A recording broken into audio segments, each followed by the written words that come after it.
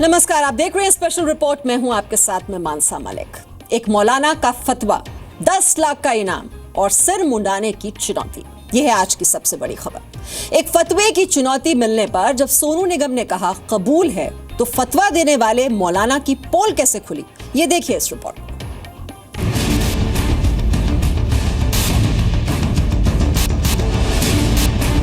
पहले सोनू निगम ने अजान के खिलाफ बात किया और अजान को उन्होंने गुंडागर्दी कहा। मेरे हिसाब से ये गुंडागर्दी है। सोनू निगम इस देश के सुप्रीम कोर्ट ऑफ इंडिया है, जो हम उसके सामने सर झुका के कानून को मान ले। कादरी साहब, एक मंदिर बताइए जिसके अंदर कभी भी लाउड स्पीकर बाहर की तरफ लगा होता है। एक ट्वीट से शुरू होकर मुंडन महाभारत तक कैसे पहुंचे सोनू निगम। सोनू निगम की मर्जी चलेगी भाई, उसके लिए हम अजान बंद कर दे। आजान जरूरी है, लाउड स्पीकर नहीं। सोनू के बाल पर मौलाना ने क्यों दिया फतवा?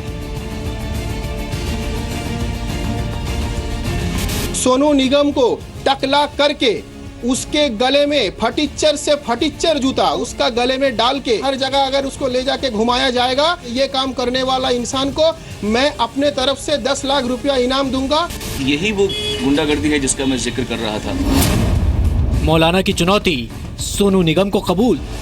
ये आपको बताना है कि बाल काटने वाला मुसलमान है और जिसके बाल काटने का फतवा किया था वो हिंदू है, वही आदमी है। सर टकला करने से तो नहीं होगा ना। ये तो एक बात माने हैं उन्होंने, वो अभी उनको और भी 2 बात सुनना है। अगर वो करेंगे तो फिर मैं एक प्रेस कॉन्फ्रेंस करके सोनू निगम के हाथ में वो चेक दे दूंगा। क्या ऊपर वाले तक आवाज पहुंचाने के लिए लाउड स्पीकर का सहारा जरूरी है? मंदिर हो, चाहे वो गुरुद्वारा हो, चाहे वो मस्जिद हो, वहां पर लाउड स्पीकर कोई रिलीजियस नेसेसिटी नहीं है। सोनू निगम ने जो बात कहा ये इस्लामिक तौर पर गलत है। जब मोहम्मद साहब किसी भी तरीके के वाद्य म्यूजिकल इंस्ट्रूमेंट के इस्तेमाल के खिलाफ थे, तो लाउड स्पीकर भी एक म्यूजिकल इंस्ट्रूमेंट है। किसी मुसलमान के घर के आगे हरे राम राम चल रहा होगा, कैसा लगेगा उनको?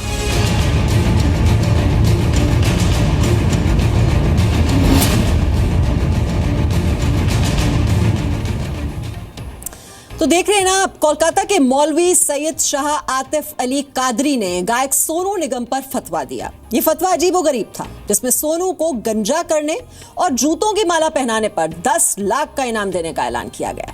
पूरे दिन इस मुंडन पर महाभारत चलती रही। अजान से शुरू होकर कैसे ये विवाद मुंडन तक पहुंचा, देखिए इस रिपोर्ट। गायक सोनू निगम की इन 2 तस्वीरों के बीच का अंतर आपको साफ नजर आ रहा होगा। सोनू निगम ने आज अपने बाल मुंडवा लिए। पूरे मामले की शुरुआत कैसे हुई, ये आपको आगे बताएंगे। सबसे पहले सुनिए, सोनू को गंजा करने के लिए क्या फतवा दिया गया। एज अ रिस्पॉन्सिबल मुसलमान मैं ये समझता हूँ कि जो भी शख्स सोनू निगम को टकला करके उसके गले में फटीचर से फटीचर जूता, वो भी कोई ब्रांडेड नहीं, एकदम मार्केट का लोकल क्वालिटी का जूता उसका गले में डाल के और हिंदुस्तान का पूरे हिंदू मुसलमान हर घर में ले जाके हर जगह अगर उसको ले जाके घुमाया जाएगा, ये काम करने वाला इंसान को मैं अपने तरफ से 10 लाख रुपया इनाम दूंगा। ये बाल अब जो देख रहे हैं ये मैं काट दूंगा कुछ देर में।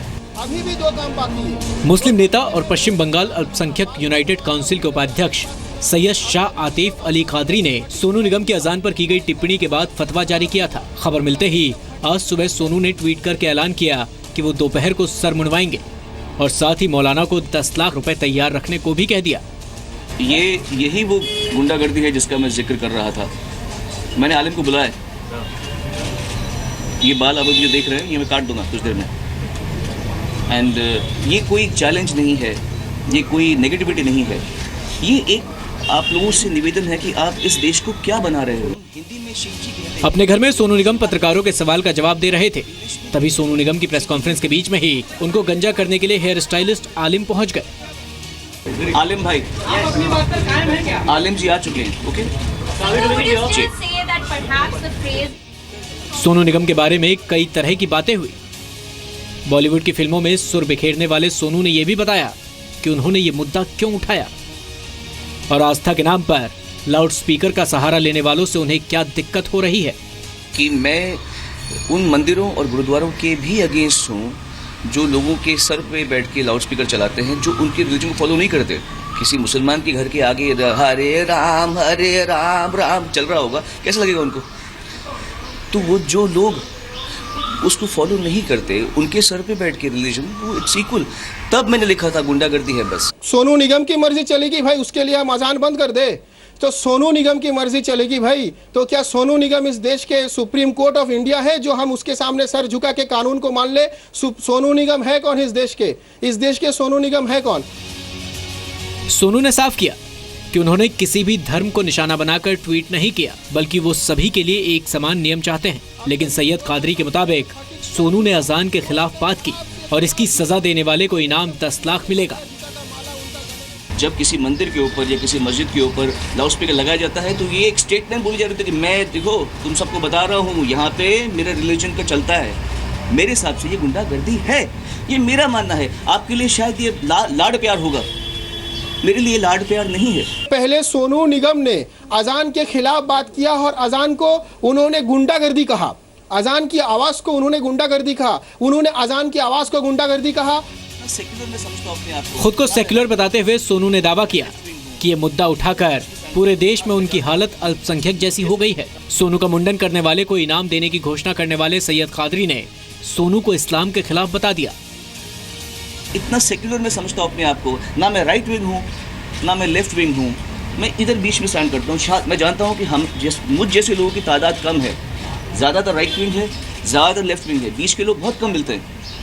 मैं बीच में खड़ा हूँ, मैं माइनॉरिटी हूँ एक्चुअली। सोनू निगम ने जो बात कहा ये इस्लामिक तौर पर मैं समझता हूँ ये गलत है। अभिव्यक्ति की आजादी का सहारा लेकर सोनू ने अपनी बात रखी और बाद में ये भी बताया कि शोर न सुनने की आजादी सबको मिलनी चाहिए। लेकिन सैयद कादरी ने सोनू पर सेलिब्रिटी होने का फायदा उठाने का आरोप लगाया। जिस तरह मुझे मेरी बात कहने का हक है, वैसा आपको भी मेरी बात को ना मानने का भी हक है। बट ये सब चीज़ें तरीके से भी हो सकती हैं, कोई बात नहीं। आई नो ट्विटर में ऐसा या सोशल मीडिया में इस तरीके से लोग रिएक्ट करते हैं, बट दैट डजंट मीन कि लोग मुझे मिसकंस्ट्रू करें, मेरी बात को गलत समझें। मैं ये नहीं चाहता, इसलिए मैंने ये प्रेस कॉन्फ्रेंस बुलाई है। सुप्रीम कोर्ट ऑफ इंडिया का जो फैसला है, सुप्रीम कोर्ट ऑफ इंडिया का जो फैसला है, equal treatment under every circumstances.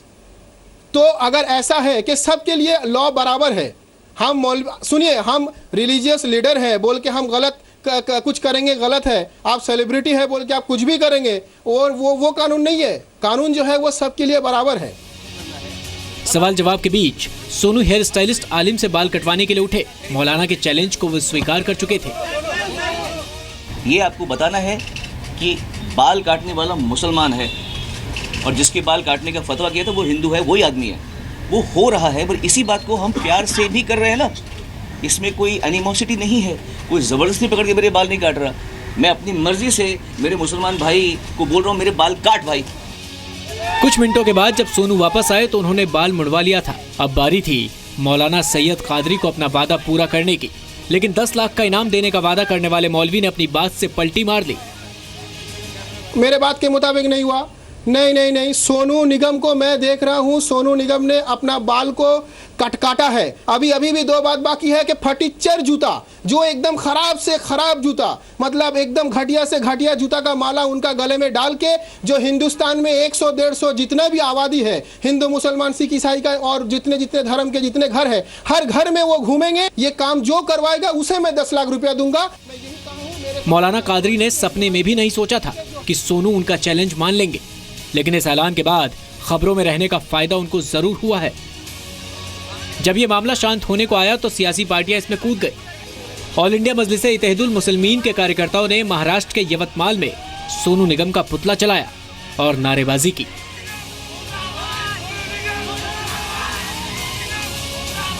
यहाँ इनके पास कोई कामकाज नहीं है, कोई इनको फिल्म में गाने के लिए लेता नहीं है, तो बैठे बैठे सिर्फ चीप पब्लिसिटी करने के लिए इस तरह के ट्विटर पे भड़काऊ भाषण, उन्होंने भड़काऊ बयान दे दिया। सबसे पहले तो इनका रिहेबिलिटेशन सेंटर में इलाज किया जाए, क्योंकि इनकी मानसिक हालत सही नहीं है। मुंबई हाई कोर्ट ने जो मस्जिद के ऊपर जो अनधिकृत लाउड स्पीकर लगाए गए तो वो निकालने के आदेश अगस्त 2016 में दिए थे, बाद में दिसंबर 2016 में फिर से दिए थे, फिर भी ये लाउड स्पीकर निकाले नहीं जा रहे थे। हमने वही मुद्दे को लेकर आज गृह राज्य मंत्री रंजीत पाटिल जी से बात कही। कोलकाता से पूजा मेहता, मुंबई से सोनल सिंह और यवतमाल से ब्यूरो रिपोर्ट जी मीडिया। तो देखा आपने मौलाना जी कैसे पलट गए। अब तक ये मामला सिर्फ सोनू निगम और कोलकाता के मौलवी के बीच था, लेकिन AIMIM ने पुतला जलाकर विवाद को बढ़ाने की कोशिश की है और अब लगता है मामले का राजनीतिकरण होना तय है। सोनू ने ट्वीट करके मंदिर, मस्जिद और किसी भी धार्मिक स्थल पर लाउड स्पीकर के इस्तेमाल पर एतराज किया था, लेकिन कोलकाता के मौलवी ने इसे इस्लामिक तौर पर गलत बताया, इसे मुस्लिम विरोधी करार दिया। मामला सोशल मीडिया से शुरू हुआ था तो लोगों ने भी इस पर ट्विटर वॉर छेड़ दिया।